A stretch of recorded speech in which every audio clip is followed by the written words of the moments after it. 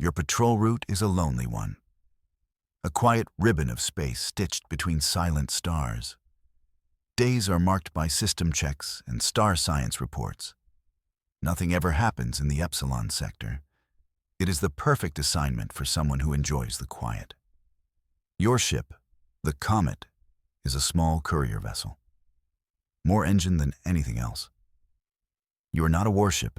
You are not a hero. You are just a pilot doing a job. The calm breaks like glass. A signal slices through the normal comms chatter. It is weak, desperate. It pulses from the direction of Lagrange Outpost. You open the channel. Static answers back. A wall of noise fighting a voice. You tweak the receiver, pushing your ship's systems. You are trying to catch ghosts in the static. Bits of the message come through, words torn and bleeding. Anyone hear us? Outpost Epsilon, under attack. The voice is young, terrified. It cuts out, then returns.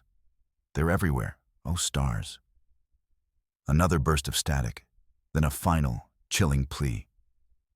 Help us, please. The signal dies.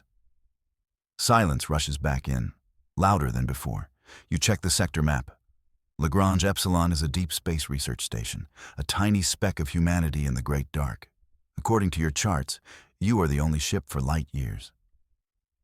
The nearest patrol fleet is 3 days away at full burn. 3 days might as well be an eternity. The choice is not really a choice. You change course. The Comet turns toward the ghost signal. The engines burn hot, a single spark of hope against the void. Every instinct tells you to run, to report the signal and wait for the cavalry. But the voice in the static haunts you. You cannot just leave them. Your small ship feels terribly vulnerable. It is not built for combat or for rescues. It is a delivery truck in a universe that has suddenly grown teeth. You push the engines a little harder. The outpost is waiting. The journey is tense. Every sensor flicker makes you jump. Every shadow on the scanner looks like a threat. You are flying into the unknown, an unknown that has already consumed a whole station. You replay the message in your head, trying to find more clues in the static. But there's nothing more to find, just fear and a dying plea. Your ship drops out of faster-than-light travel. The view screen fills with a scene of total devastation. You have arrived at Lagrange Outpost, or what is left of it. A vast field of debris surrounds the station. Twisted metal glints in the starlight. The wreckage of supply ships and orbital shuttles. They hang in the void like frozen tears. The outpost itself is a dark shape against the stars. Its lights are out. No power signatures. No communications. Just a dead silence that speaks of catastrophe. It is a tomb floating in the cold of space. Something terrible did not just happen here. It is still happening. You can feel it. A deep wrongness that chills you to the bone. Your sensors sweep the debris field. Life signs, negative. You scan the station, negative. But that cannot be right. The distress call was recent. Someone was alive just a short while ago. Your ship's computer flags strange energy readings. They emanate from the station itself.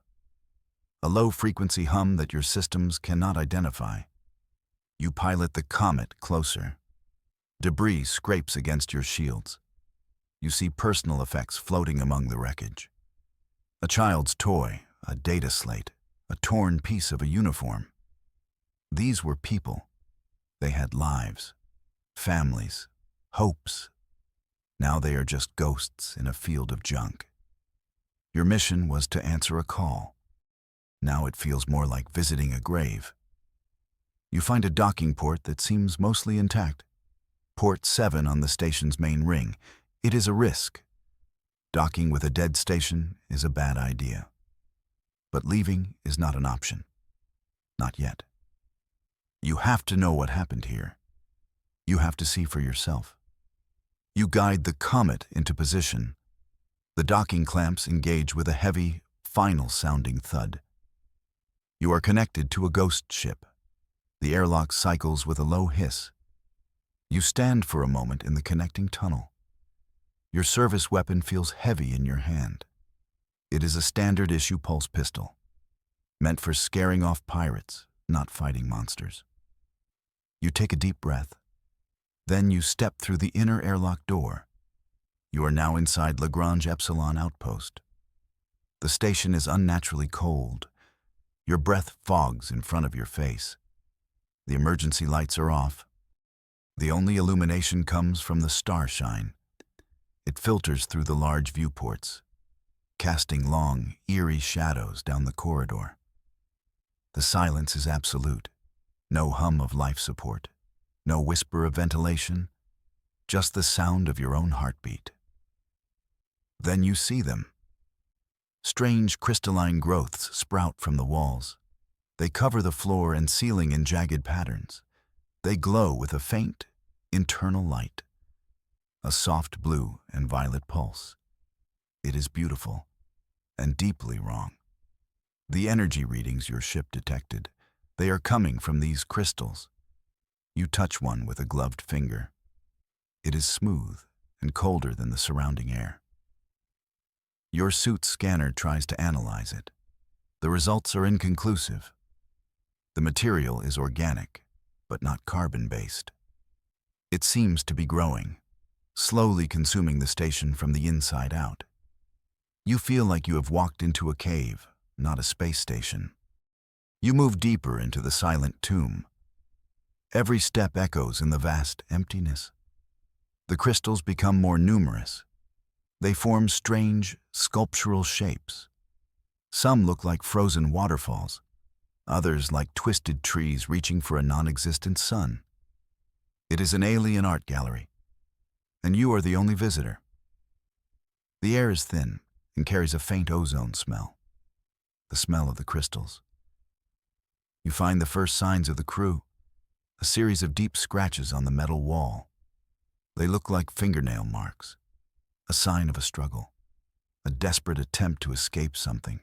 Your hand tightens on your weapon. The silence no longer feels empty. It feels watchful. You turn a corner and stop dead. The main atrium of the station opens before you, and you see what happened to the crew. They are encased in the crystal, dozens of them, frozen in their last moments of terror. A technician reaching for an alarm panel, a scientist clutching a data slate, a family holding each other close. Their faces are clear inside the translucent crystal, their expressions locked in shock and fear. They are statues in a horrifying museum. The crystal has preserved them perfectly. It grew around them, through them. You feel a wave of nausea. This was not a quick death. And then you see it. At the far end of the atrium, something moves. It detaches itself from a large crystal formation. It is tall and slender, made of the same glowing material. Its limbs are long and sharp. It moves with a slow, graceful deadliness. It has no face, no eyes. Just a smooth, crystalline head that tilts as it senses you. This is a Xylos.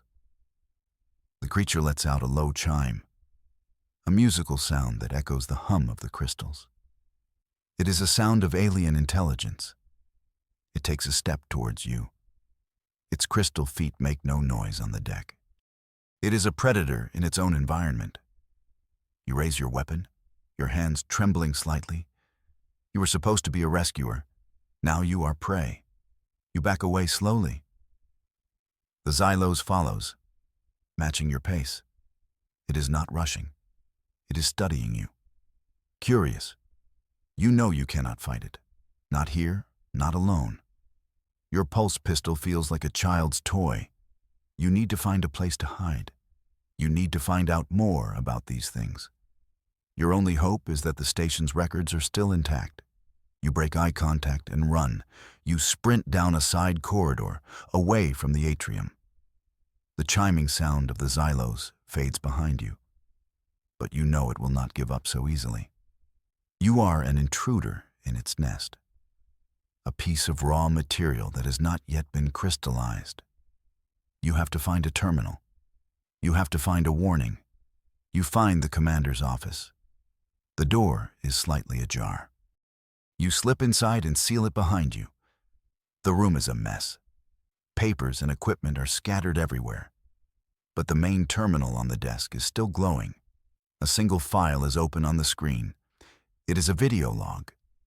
The final entry of Commander Eva Rostova. You press play. The commander's face appears on the screen. She is pale, and her uniform is torn. The sounds of struggle can be heard in the background. She speaks quickly, her voice strained with urgency. This is Commander Rostova. Final log. She takes a shaky breath. If you are watching this, it's already too late for us. They came from nowhere, she says. Her eyes look past the camera, at something off-screen. We pulled a rock from the debris field, a meteorite of unknown origin. It was beautiful, crystalline. She shakes her head. We were fools. It wasn't a rock, it was an egg, a seed. The camera shakes. A loud crash sounds from outside her office. The xylos, that's what Dr. Aris called them. Silicon life forms. They grow, they convert matter. Organic, inorganic, it doesn't matter to them. A tear rolls down her cheek. They don't kill you. They absorb you. They make you part of their hive, part of the crystal. We tried to fight them. Eva's voice cracks. But they are too strong, too fast. They learn. They adapt. Another crash, closer this time. We initiated the station's self-destruct, but they cut the power to the core before it could complete. She looks directly into the camera now. Her eyes are filled with a desperate plea. There are other survivors, she whispers. A handful. We were trying to get to the medical bay. It's shielded, reinforced. Maybe they made it. The door to her office begins to buckle inward. Listen to me. Do not fight them. You cannot win. Their only weakness is extreme heat. The reactor core, if you can overload it, create a chain reaction. The door splinters open. A tall Xylos creature steps into the room. Commander Rostova looks at it with defiance, not fear. We are humanity. We do not go quietly into the dark. She reaches for a weapon on her desk. The log cuts out abruptly. The screen goes black, but her last words hang in the air. A final, terrible warning. You stand in the silent office. The commander's sacrifice has given you a chance. Survivors, a plan, a weakness. It is not much, but it is more than you had moments ago. You now have a mission. Find the medical bay. Find the survivors. And then, find a way to blow this whole station to kingdom come. The thought is terrifying, but it is also the only path forward. The station is no longer just a tomb. It is a hive. The corridors you walked through earlier now seem different, more menacing. The crystals pulse with a faint, synchronized light, like a slow heartbeat. The air hums with their energy. You are inside the belly of the beast, and you are about to go looking for trouble. You have to be smart. You have to be quiet. You remember the commander's words. They learn. They adapt. The Xylos know you are here. They will be looking for you. You move out of the office, hugging the shadows. Every corner is a potential ambush. Every sound makes your heart pound in your chest. The layout of the station is a twisted maze. The crystal growth has blocked some corridors. It has opened up new ones. Your station map is almost useless. You navigate by instinct and by the station signage that is still visible. You are heading for the medical sector. It is on the other side of the residential block. A long, dangerous walk. You hear a sound ahead. A soft, chitinous clicking.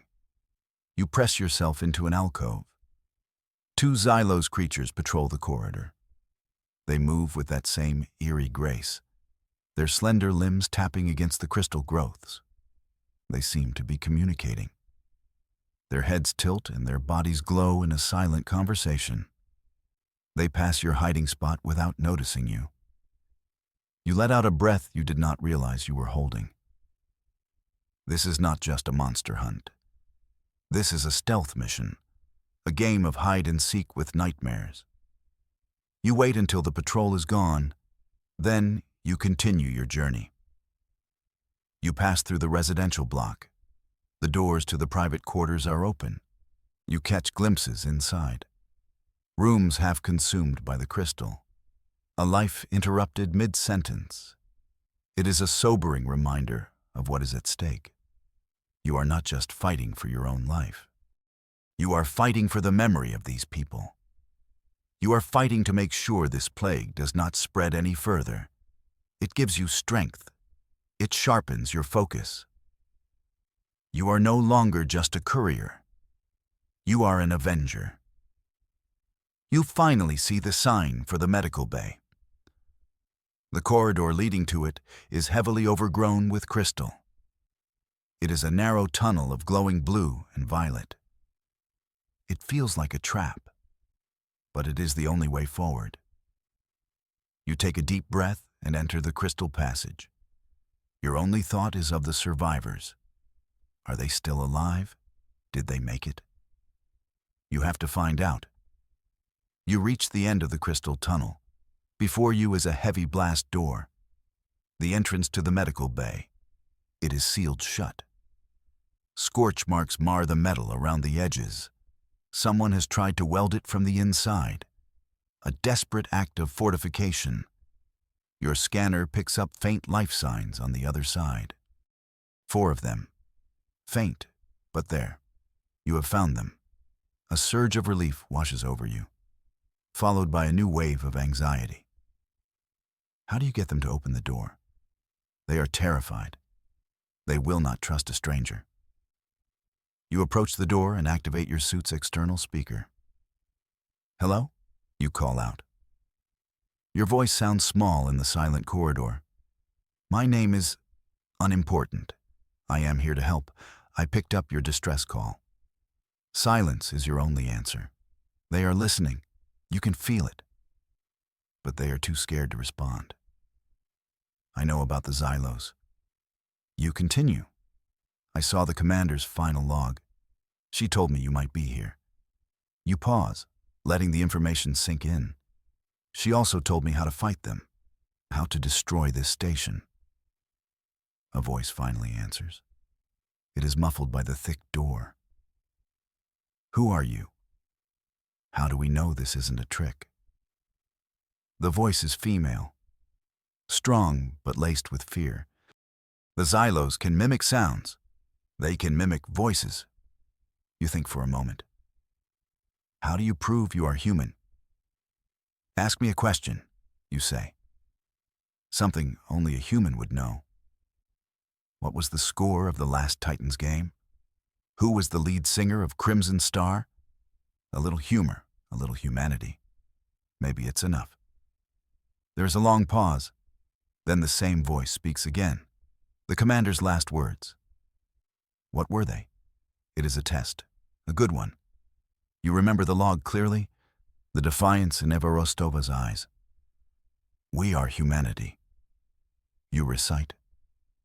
"We do not go quietly into the dark." You hear a sound from the other side of the door, the grinding of metal, the hiss of a pneumatic seal being released. The blast door slowly slides open. Standing in the doorway are 4 people. Their faces are pale and drawn. Their clothes are ragged. But their eyes hold a flicker of a long-lost emotion. Hope. You step into the medical bay. The door seals shut behind you. You are in the last human sanctuary on Lagrange Epsilon. The room is dimly lit by emergency power. Medical supplies are scattered everywhere.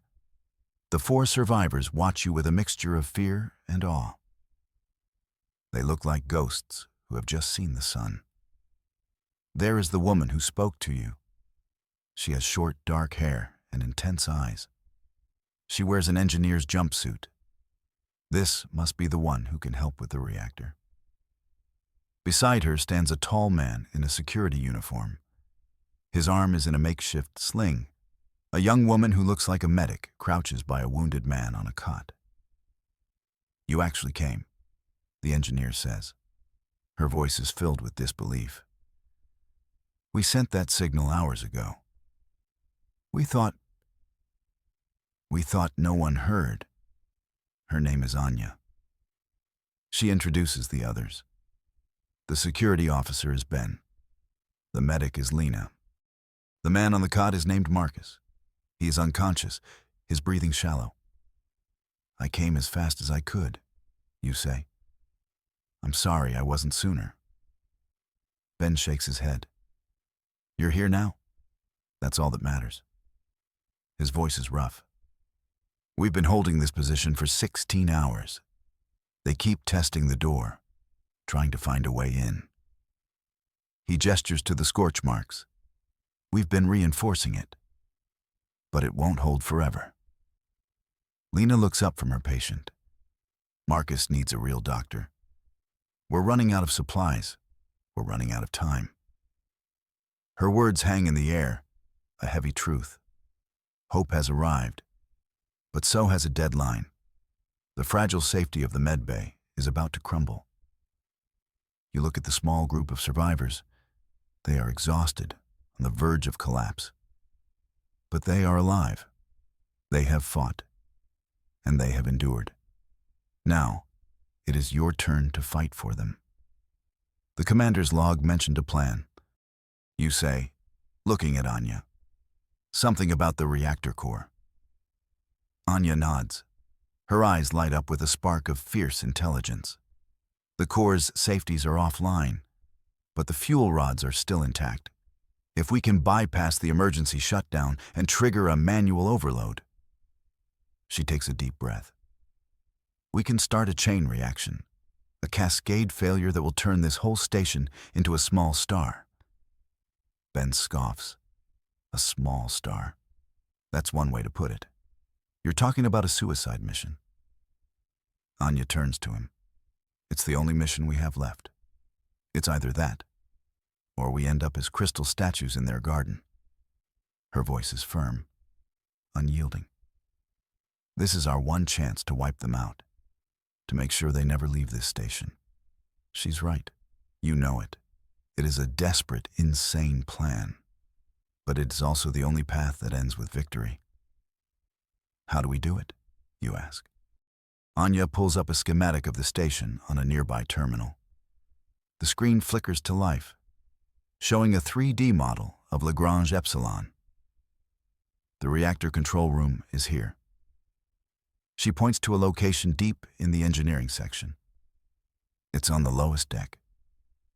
I wrote a bypass code, a virus that can override the lockdown protocols. But I have to be at the main terminal to execute it. I need to physically access the system. The engineering section is on the other side of the station. Ben says, his face grim. We'd have to go through the main service hub. That place is crawling with them. We'll never make it. He is not wrong. The plan sounds impossible. A long walk through enemy territory. We will make it, you say. Your voice is steady, more confident than you feel. I'll escort you, Anya. Ben, you stay here and protect Lena and Marcus. Barricade this door again. We'll need a safe place to fall back to. Anya looks at you, a flicker of a smile on her lips. Just the two of us against a whole hive of crystal monsters? I like our odds. Her humor is dark, but it cuts through the tension. It is the humor of someone who has nothing left to lose. The plan is set. The roles are assigned. A desperate gambit forged in the heart of a dying station. The long walk to the core begins. You and Anya slip out of the medical bay. Ben seals the door behind you. You are once again in the cold, silent corridors of the hive. But this time, you are not just hiding. You are hunting. You have a purpose, a destination. Anya is quiet and focused. She moves with an engineer's efficiency. Her eyes dart everywhere, analyzing the crystal growth, looking for structural weaknesses. She carries a data slate with her bypass code, the key to the station's destruction. You take the lead, your pulse pistol drawn. You are her shield, her guardian. The main service hub is just ahead. Anya whispers. It connects all the main sections of the station. It will be heavily patrolled. She's right. As you approach the hub, you can hear them. The soft chimes and clicks of the xylos. Dozens of them. They are moving through the large open space, a swarm of crystal nightmares. There is no way to sneak past them. The hub is too open, too exposed. You are trapped. We're not getting through that. You murmur. Anya looks at the schematic on her slate. Her brow furrows in concentration. There has to be another way. Then, an idea sparks in your mind. A risky, crazy idea. My ship, you say. I can access its systems remotely. The Comet is still docked at Port 7. Anya looks at you, confused. What good is your ship? We're down here. I can create a diversion. You explain. A big one. If I overload the Comet's power systems, I can make it look like the ship is about to explode. The xylos are drawn to energy. It might just pull them away from the hub. It is a gambit. If it fails, you will lose your only way off this station. Anya's eyes widen. You'd risk your ship, she asks. It's just a ship. You reply. You are people. It's an easy choice. You find a shielded corner and access your ship's remote interface on your wrist computer. The connection is weak, but stable. You see the Comet systems laid out before you. You reroute power from the life support and shields to the main drive. You push the engine into the red line. Warning lights flash on your display. The ship's computer screams at you in protest. You ignore it. You are creating a symphony of alarms, a siren song for the crystal monsters. From your hiding spot, you can see the effect. The xylos in the hub stop their patrol. Their smooth heads all turn in the same direction. Towards Port 7, they let out a chorus of high-pitched chimes, an expression of excitement or hunger. Then, as one, they begin to move, a river of glowing crystal flowing towards your ship. It's working, Anya whispers in amazement. It's actually working. The hub is now empty. The path to the engineering section is clear. Let's go, you say. We don't have much time before they realize they've been tricked. You run across the open space, your footsteps echoing in the sudden silence. Your clever diversion has bought you time. But the clock is ticking. You reach the entrance to the engineering section. A heavy blast door blocks your path. Anya gets to work on the access panel. Her fingers fly across the keypad. Almost there. She mutters. Their crystal growth is interfering with the door's power supply. A moment later, the door groans open. You step into the cavernous space of the reactor control room. The room is dominated by the massive containment field of the reactor core. It glows with a steady, powerful light. The heart of the station. And at the center of the room is the main control terminal, your target. But you are not alone. As if on cue, the xylos begin to pour into the room. They crawl down from the ceiling vents, they emerge from the shadows. Your diversion did not fool all of them. They're here, you shout. Anya, get to the terminal. I'll hold them off. You open fire with your pulse pistol. The blue energy bolts sizzle against the crystal bodies of the xylos. They stagger back, But they do not stop. For every one you hit, two more take its place. Anya sprints to the terminal and plugs in her data slate. "The virus is uploading," she calls out. "I need 2 minutes. 2 minutes." It feels like a lifetime. The Xylos are swarming you. A tide of sharp limbs and glowing bodies. You backpedal, firing continuously. You activate a series of emergency blast shields from a nearby panel. Metal walls slam down, funneling the creatures into a narrow corridor. A choke point that gives you a fighting chance. You brace yourself against a console and unload everything you have into the advancing horde. A crystal shard grazes your arm. The pain is sharp, cold. You fight through it. Your focus is absolute. 1 minute left. More creatures are breaking through the other entrances. You are being flanked. "Anya, how's it going?" You yell over the sound of battle. "The code is in," she shouts back. "I'm initiating the overload sequence. Once I start it, it cannot be stopped." A large, brute-like Xylos smashes through the blast shield. It is twice the size of the others. It roars, a sound like grinding stone. You empty your pistol's energy pack into its chest.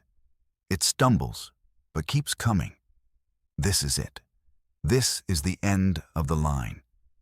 Then Anya's voice cuts through the chaos. "It's done. The sequence is active. Countdown initiated.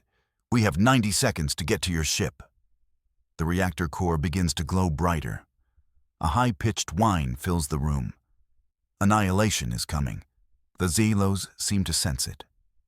They pause their attack, a strange confusion in their movements. It is the opening you need. "Let's go," you scream. You grab Anya's arm and pull her away from the terminal. You run. Back through the corridors you came. The station is shaking now. The crystals on the walls are vibrating, glowing erratically. The Xylos are in a frenzy. They are no longer hunting you. They are trying to escape the station's imminent death. You are running with the herd. A mad dash for survival. You race through the service hub, past the panicked creatures. They ignore you completely. Their only instinct is to flee. You can see the entrance to the docking ring ahead. 60 seconds left. The lights in the station flicker and die. You are plunged into darkness, lit only by the dying glow of the crystals and the red emergency strobes. You reach Port 7. The comet is waiting. Its lights are still flashing from your diversion. It is the most beautiful thing you have ever seen. 40 seconds. You get the outer airlock door open. You shove Anya inside. You are about to follow when a Xylos lunges at you from the dark. You fire your last shot. The creature shatters into 1,000 pieces. You jump into the airlock and seal the door. 30 seconds. You run through the connecting tunnel and onto the bridge of your ship. "Strap in," you yell. You throw yourself into the pilot's seat. Your hands fly across the controls. You disengage the docking clamps. They are stiff, crystallized. 20 seconds. "Come on, come on," you mutter. With a screech of protesting metal, the clamps release. You slam the throttle forward. The comet lurches away from the dying station. 10 seconds. You push the engines to their absolute limit. The small ship rockets away from Lagrange Epsilon. You look at the main view screen. The station is now glowing like a star. A brilliant, white, hot ball of energy. The countdown reaches 0. There is no sound in the vacuum of space. Just a flash of pure, unimaginable light. A sun is born where the outpost used to be. The shockwave hits your ship, a wave of energy that makes the comet tremble. You fight the controls, keeping the nose pointed away from the fireball. The station, the hive, the Xylos are gone, vaporized in a self-inflicted dawn. You watch the fire fade in the rearview camera. The new star shrinks, becoming just another point of light in the vast darkness. The silence on the bridge is broken only by the soft hum of the comet's engines. Anya is slumped in the co-pilot's seat, watching the screen. Her face is a mask of exhaustion, grief, and relief. You made it. You actually made it. You look back towards the main cabin.